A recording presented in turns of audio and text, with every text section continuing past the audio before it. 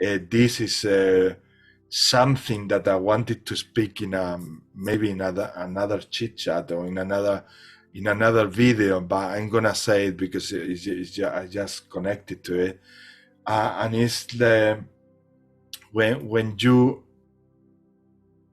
have what we call synchronicities or coincidences. They are not synchronicities and they are not coincidences.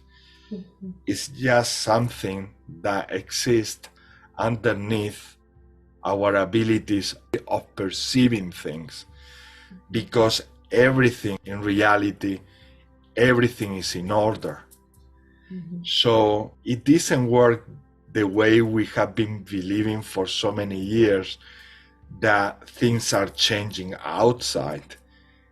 Things are changing inside you. Mm-hmm. And gradually, the more that you change and the more that you wake up, the more you start seeing these synchronicities. But these synchronicities are not synchronicity at all. It's just the perfect divine order. We just call them synchronicities because we start to see them, but they've been there always. They've been always there. It was just our perception that couldn't see that. So when we start waking up, we start getting like, oh my God, 1331. It's amazing. What a synchronicity. This is telling me, an angel telling me something. And it's true. If you feel that an angel is telling you something, great. Now, there is something that for sure is happening to you, that in that moment, you are opening up. In that moment, life is giving you a sign that you are opening your perception towards something that is already in divine order. Mm-hmm. So when you become in alignment with your true self, you can see the divine order and everything matches perfectly, because it's not the thing outside adapting to you, it's you getting back to the things which are outside, which is exactly the things that are inside you. So what you are doing is the alignment, what we call the alignment. Mm-hmm. And that's why we perceive the synchronicities. But they are not even synchronicities, they are divine creation. You become part of the divine creation. A few days ago, I was like, why I'm not feeling surprised anymore about seeing numbers? Why I'm not feeling like before I was getting like, oh my God. I still say when it happens, but there is not that amazing excitement. And then I did a meditation, and in that meditation I got from my guides, it is because you just see what is going on. So you don't experience it anymore as a surprise. You just see what is going on, and you see that the divine plan or the divine work or role happening that you call life, and you believe that is outside there, you are understanding that is inside you, and because your eyes are observing the outside, you think that is out there, but no, it's happening inside. Yeah. And then the mind gets confused because we also take importance out from what it has importance, and also important from about ourselves, because we have already achieved an awakening process, a result, a very positive results in order to continue life and to keep expanding. Yeah. And yeah, so I feel that too. Like I feel that with the synchronicities. Like I can remember, I was just thinking there when you were speaking, like I can remember, I don't even know how I came across angel numbers. I think it was probably just because I was seeing the same numbers, and then I ended up Googling it. that's how I came across them. And then the more and more I seen them, then I was like, oh, I'm going to find out what this one means. But now, and it's not that I don't acknowledge them or appreciate them, it's like I see them and I smile and I'm like, okay, and then like I just let it go. Like I'm just like, okay, I know I'm on the in right alignment. path. Yeah. Exactly. But you're not having that reaction that you might have been having maybe 2 years ago. Yeah, where I was like sitting on my phone going, what's this mean? Yeah, exactly. First we were searching for meanings. Then when we learn all the meanings, we started like enjoying all those meanings that we had already stored in our mind library. Because I can mind last year, or like I think it started November, December. I just kept on saying 5, 5, 5, 5, 5, 5, 5 the whole time. It was, and I acknowledged it, and it just said big changes were coming, and that's the number of changes, isn't it? And then in January, I was just like, there was a lot of changes going on, and I just thought of that number, and I was just like, well, I did keep on saying that number, so this is what's happening. So like, this is the divine plan. So exactly. Yeah.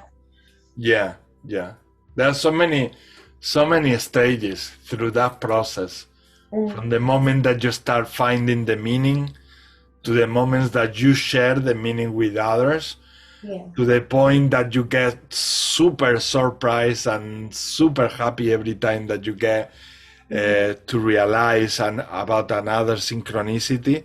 And then I will say that at the end you get to this final stage where when you wake up and you say everything is actually synchronized, everything is perfect. I mean, because that is what they are telling us all the time, that there is a divine plan and that is perfect.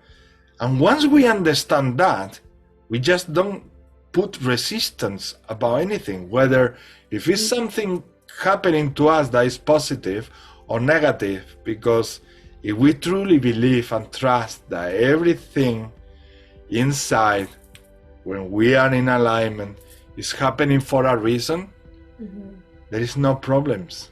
There is no problems. They feel as problems, but that, as is part of the divine plan, and you are in alignment with it, you won't experience it as bad as if you are in disalignment. Right? Because if you are in alignment, you are going to feel still the energy circulating through you, and at the same time you're gonna say, okay, it's not great, it doesn't feel really like pleasant, but unless I know I'm walking in the right direction, or at least I know that this is something, meaning in a very near future, something good that is gonna happen to me. It's part of something that is going to happen to me. So I don't run away from it. I don't try to reject. I don't offer resistance, despite the fact that it's not feeling any good. Maybe it's not feeling that good. Maybe it's feeling unpleasant. But like I say, in these circumstances, if you are in alignment, even if it's unpleasant, it's gonna feel much less unpleasant if you are awake, really. That's why it's so important to create a space for yourselves and start considering every single thing that you do during the day. If you are mothering, if you are fathering, if you are meditating. Very recently I received a picture from a sister who sent me, I'm going to sleep and I will be doing something. And I say, what do you mean that you will be doing something? And then she sent me this picture. And in this picture you could see a lady or a man inside the bed, just about to get to sleep. And whilst he's about to get to sleep, it says healing process. And what is the picture telling you? That even when you are sleeping, you are doing something, you are healing yourself. Mm-hmm. So we need to start also acknowledging that sleeping, it doesn't mean that you are not doing something. Actually, you are doing what society, what humanity needs the most, which is healing. Mm-hmm. Mm-hmm. And by many minds in the world, sleeping is still a luxury. And many people still neglect the sleeping time. Yeah. Because they were programmed that sleeping is for lazy. Mm-hmm. Sleeping is a bad thing. Sleeping is nonsense. Well, sleeping is saving your life every day. Mm-hmm. Because if you don't sleep, this organic part of your body stop working. Literally stop working. Mm-hmm. Because we are designed this way. That's it. And it's time also to bring this to the surface, because still this is really stuck in the minds of people that sleeping is doing nothing. And that's not true. It's not true. Right. And we feel guilty. Mm-hmm. Oh, it's that I've been sleeping all day. Yeah. I could have been doing this and that and that and that. Yes. Mm-hmm. But for how long? How long? Tell me, how long you haven't given to yourself a day off? Mm-hmm. Tell me. For how long you haven't switched off your mind? Yeah. For how long? Well, that is equal health. And actually, most of the issues that people come with problems to my sessions is because they don't sleep. They don't have enough sleep. Mm-hmm. And because they feel guilty about it. With their minds, they self-sabotage themselves. And they believe and they feel bad because they are doing the most natural and needed thing that the body requires. Yeah. Mm-hmm. That is happening as we are talking. Yeah. Many places, So many everywhere. people, everywhere. It's everywhere that. Because I even we even just grew up with like sayings like, "Oh, there's plenty of time for sleep when I'm dead," and stuff like that. So everybody's like, "Well, live each moment as full as you can." And I've even been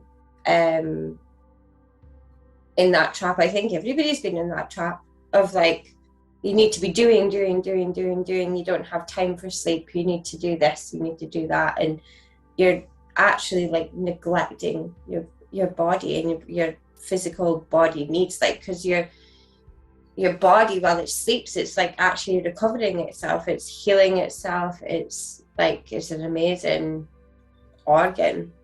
Like just and I know, like, with all this, that the energies and everything that we've been receiving and stuff like that, that's actually made me realize more that when I need to sleep, I need to go to sleep. Like, it's very rare where I'll resist it, and like obviously like there's human things that come into it, like where you can't exactly go back to sleep, but I've been listening to my body so much more, just with like the energies that we work with. Like, my body literally just tells me like, you need to go to sleep, or it'll just like conk me out and I'll just sleep. And I don't feel guilty about that before, because I just fell straight into that category of what you were saying, because I'm a mum to a young child, and I always used to say to myself, that was like a limiting belief that I said to myself, was like, the only time that I have to myself is at night time. So when I put my son to bed, I would stay up really, really late doing the things that I wanted to do, whether that was reading or studying or what I wanted to do. And he was always an early riser. So like, I was always getting, I don't know, 4-5 hours sleep maybe. And I've realized that that's not enough now. And I used to do that, I don't know, maybe like for about a week, and then there'd be that one night where I would just fall asleep with him because I was so tired, because I wasn't allowing myself to like sleep. And then I would wake up at, I don't know, 2, 3 in the morning and be really annoyed with myself, being like, oh, I had to do this and I wanted to do that. And oh, why did I go to sleep? And then you would just penalize yourself for it. Whereas now, if I go to sleep with him or if I go to sleep early, then I know and accept that my body needs that. And I'm just like, okay, I must have needed that. Those other things are important to me, but obviously, like, my body's more important. Yeah. Self-love. Yeah. Self-love. That's the part of us that we are also awakening. And if this is being said, it's because it's happening a lot in everyone, even light workers. Even knowing that this happens, they keep falling into these traps, mind traps, just because of the conditioning, just because of the way we've been raised, and the way we've been told of also. In my times, you will be punished. When we wake up, we don't always wake up only one sector or one area of ourselves. As we wake up, one thing affects another thing, and you wake up also another thing. Yeah, it's like a grid also. It's like I'm waking up this, and because I wake up on this, in this subject, I'm waking up many other things at the same time. And this is something that before I wouldn't think about it. I wouldn't think about every time that I was a child or a boy, and my face was like, what? Why I received this punishment? Why I cannot play with my friends? And why everybody agrees? Why all these people who call themselves my father, my mother, my grandmother, and everybody agrees with this when I haven't done anything wrong? And I know I haven't done anything wrong. Yeah. But then when that happens,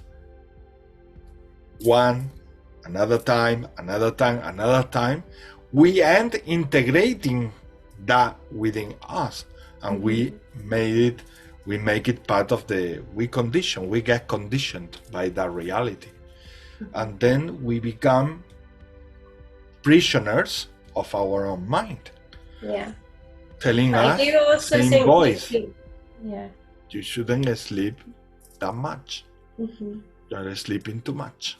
I do think we've been conditioned on the other way as well, is like, because we're all different, we all have different DNA, we all know what our bodies need, but like for doctors and everything to just say, oh, you have to have 8 hours sleep and that'll make you feel better. That's programming in yourself. That is already like programming. 8 hours. Oh, if I don't get 8 hours, I'm not going to be. That's already to work tomorrow. I'm going to be tired. I'm going to be. And well, why can't you say, well, if I actually have 4 hours sleep, or maybe you need 12. Yeah, exactly. Or maybe I need only 4. Like now I need myself 4, and most of the time I'm okay. Yeah. Maybe you say to me, maybe you tell me, yeah, I wish I could do that, because when I'm with my star living and experiencing the whole day, 4 hours is not enough for me. And I will say, I totally understand that, obviously, because you are doing what we spoke in the beginning. You are doing a mothering job, a mothering work, a mothering dedication and time for yourself and for him, because it's a two-way system support and evolution. It's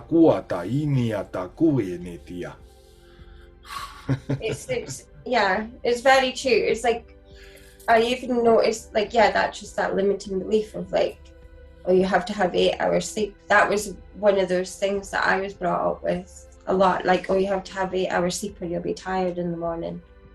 And then I would always see my brother, who wouldn't have 8 hours sleep, being so tired and rolling out of bed like 5 minutes before the bus came, and I would be up and ready.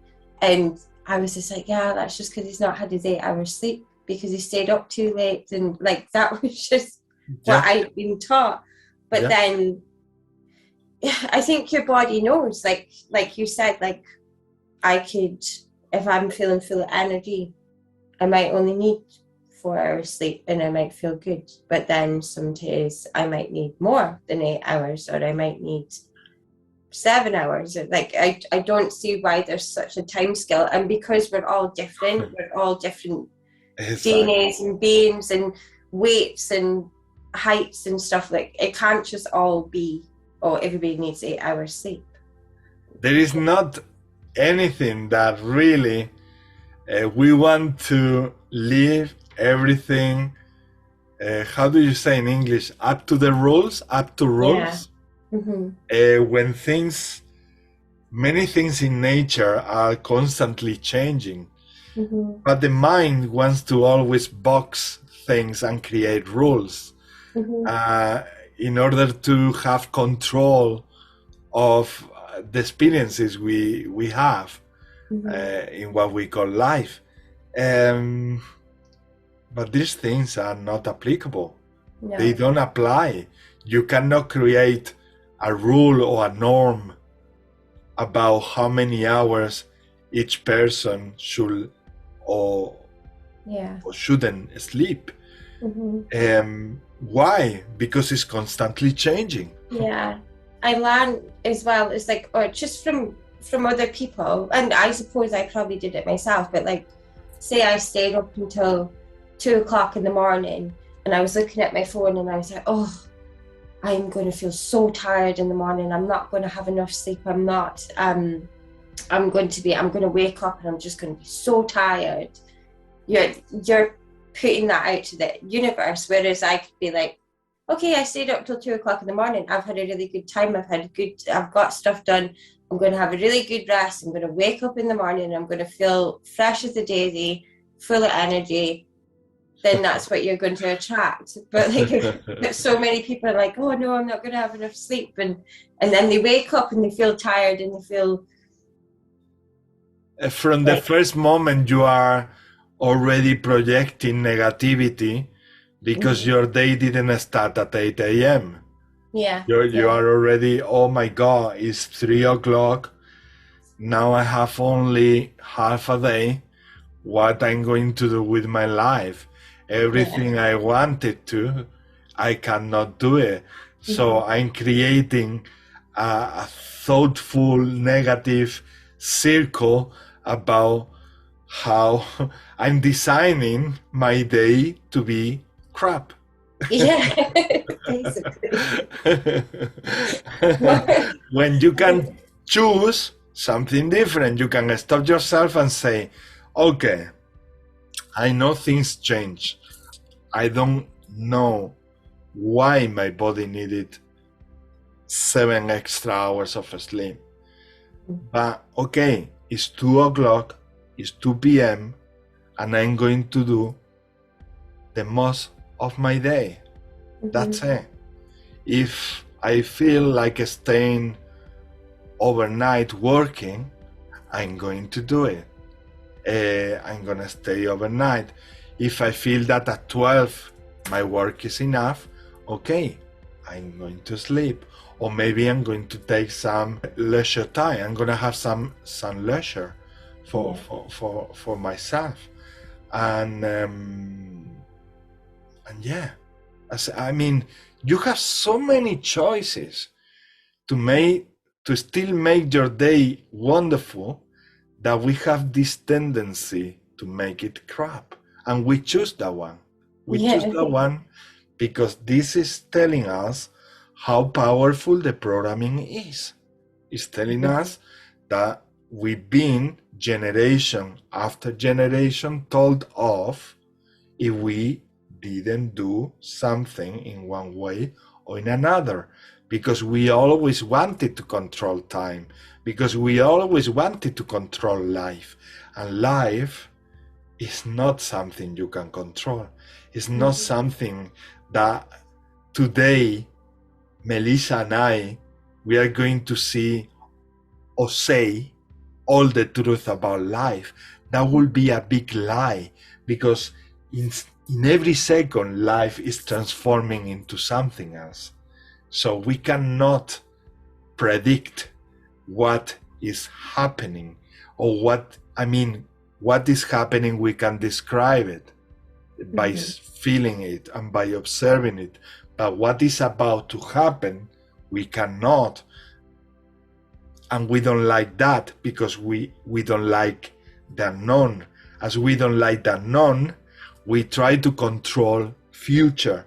We try to control the unknown by creating in our present rules, norms, ways of behaving, beliefs. And we just need to let it flow. We just need to let it be. Let yourself be. Let life be. And then is when we are going to understand ourselves. Then is when we are going to understand our beloved ones. Then life is gonna be life, instead of something you try to manipulate and control.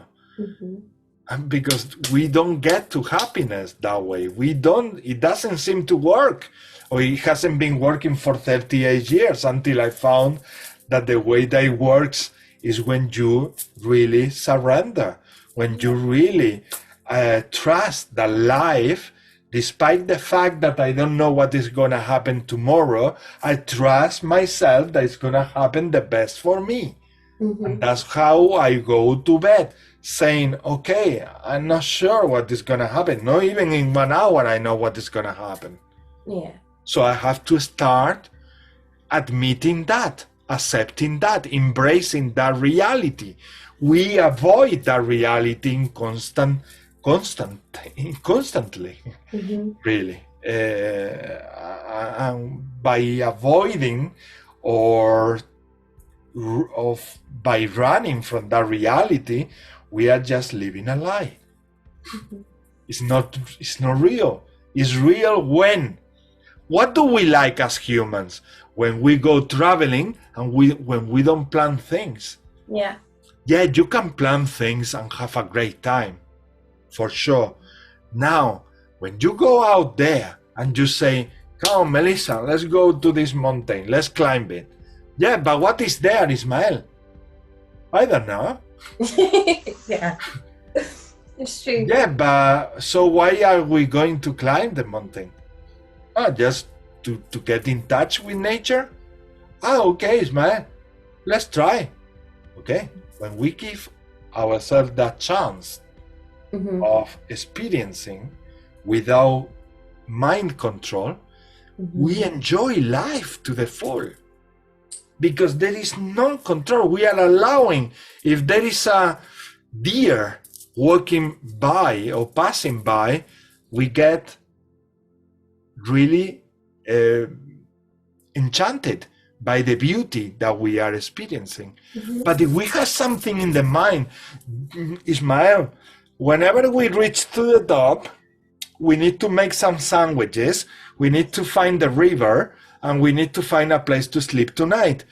And if you are like that, maybe the deer pass in front of your eyes and you don't even feel anything, because you were in your mind trapped into something that is always working, planning, because it wants to control what is next.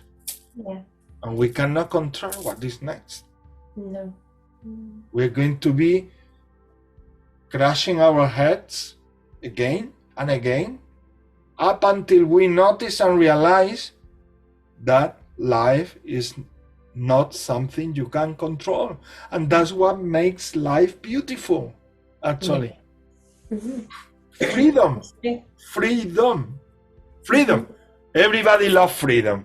Yeah, but everybody's scared of freedom. Everybody, yeah, because if you don't know what is next, means freedom. You have freedom. So why everybody's scared of freedom?